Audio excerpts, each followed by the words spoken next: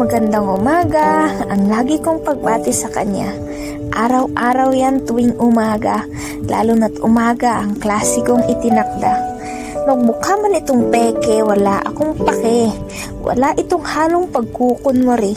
Ibinibigay ko ito ng totoo at buong-buong galing sa puso dahil ito ang nagpapangiti hindi lamang sa kanya kundi pati na din sa inyong dalaga.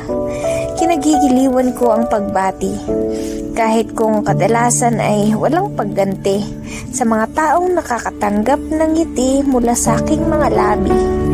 Hindi ako magsasawang magbigay ngiti kung ang kapalit naman ay doble sa aking sarili at mga suliranin ko din ay napapawi. Natigil ang aking pagbati hindi dahil ako'y nag-aatubili, ngunit dahil sa mga pangyayari kung saan ang lungkot ang nagwagi. Marahil nagtataka kang wala akong pagbati. Mahirap bumati ng magandang umaga kung sa aking sarili naman ay hindi ko madama. Gustong-gusto kong patiin at ngitian ka, ngunit salungat ito sa nakikita. Kaya tango-tango muna ang kayang gawin ng inyong dalaga. Dahil kapag siya'y nakabalik na ay sasalubungan ka ng ligaya na sa kanyang mukha ay damang-dama. Napakasaya lang talaga makita mo silang masaya. Kahit na may problema silang dinadala o bigat man sa kanilang ginagawa.